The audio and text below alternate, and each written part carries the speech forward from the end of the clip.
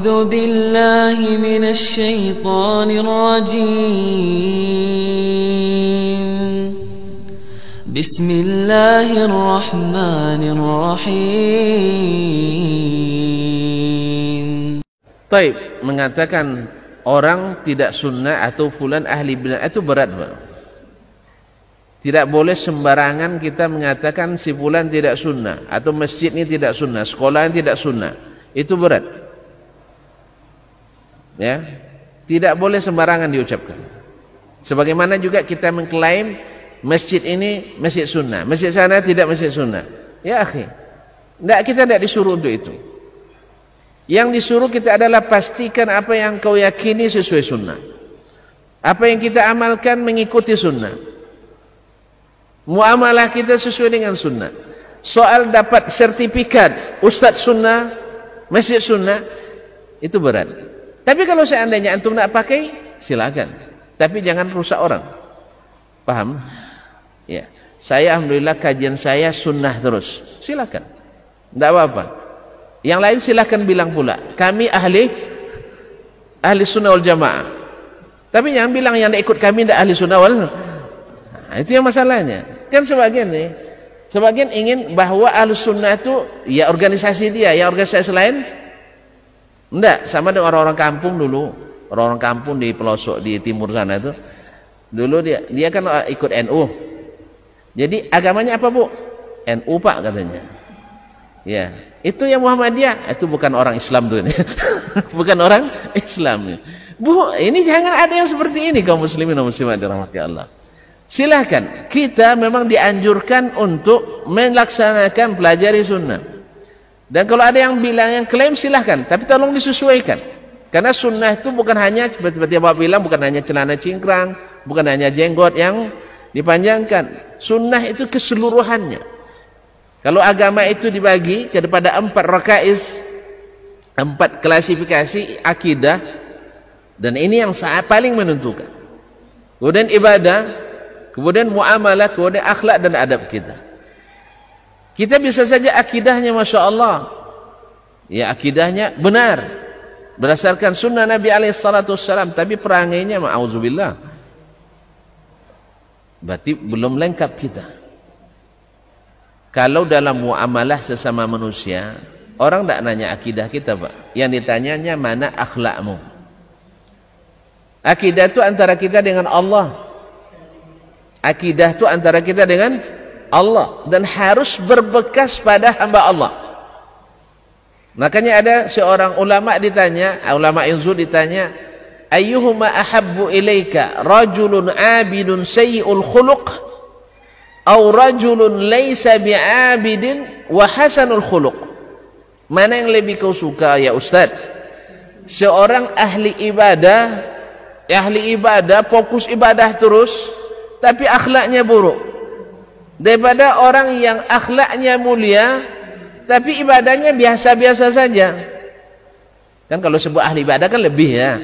Ahli ibadah misalnya kalau yang ibadahnya kita sholat jemaah tetap, itu ya, sholat sunat rawatib tetap. Kalau dia enggak, karena ahli ibadahnya misal saja sholat sunatnya, kalau kita 2 rakaat insyaallah 2 menit setengah itu udah banyak. Dia kadang sholat sunatnya sampai 20 menit, 30 menit. Sehingga ada yang digambarkan kalau dia sedang sholat seperti tiang, tidak pernah beranjak dari situ. Ya, ini kan ahli ibadah. Awak baca Quran sehalaman selesai sholat, itu sudah keringatan. Dia kadang satu selesai sholat 5 juz. Kan beda tak? Ini ahli ibadahnya. Cuman masalahnya yang seperti ini ibadahnya akhlaknya buruk. Tidak boleh sedikit tersinggung tergeser, kurang ajar. Bahasa keluar auzubillah. Yang bomak dan sebagainya. Ada kamu anak-anak dan sebagainya, macam-macam. Pedas semua. Kaum muslimin dan muslimat, yang seperti ini mana yang lebih kau suka? Atau orang yang ibadahnya biasa saja, tidak masuk tulisan ahli ibadah, tidak dapat label lencana ahli ibadah, tapi akhlaknya luar biasa mulia. Kata Syekh, saya lupa apakah Ma'ruf Al-Karhi, Ma'ruf Al-Karhi yang dikenal zuhud di masa Imam Ahmad, atau Bishr bin Harith Al-Hafi, Itu di masa Imam Ahmad bin Hanbal yang dipuji oleh Imam Ahmad. Itulah hakikat ilmu, yaitu melahirkan amal saleh, bukan hanya retorika, intelektualitas, tidak. Ilmu satu dapat, satu amal. Ini enggak, 1000 ilmu, amal satu pun payah. Ini enggak ada guna. Kaum muslimin dan muslimat, itulah hakikat ilmu, kata Imam Ahmad. Dia katakan, al-rajulul ghairil abid hasanul khuluq ahabbu ilayya minar rajulil abid sayyi'ul khuluq. Yang akhlaknya baik tapi ibadahnya sedang-sedang saja. Ya, artinya ibadah umat Islam secara umum. Kemudian lebih saya sukai yang ini baik akhlak ini daripada yang ibadahnya luar biasa tapi akhlaknya auzubillah. Apa sebab? Ibadahnya manfaatnya untuk dia sendiri. Ya tak? Bapak salat untuk bapak, puasa untuk bapak, sedekah baru untuk saya. Ya kalau apa sedekah mungkin untuk saya kan. Ini enggak. Puasa rajin, salat rajin, tetapi kedekutnya luar biasa.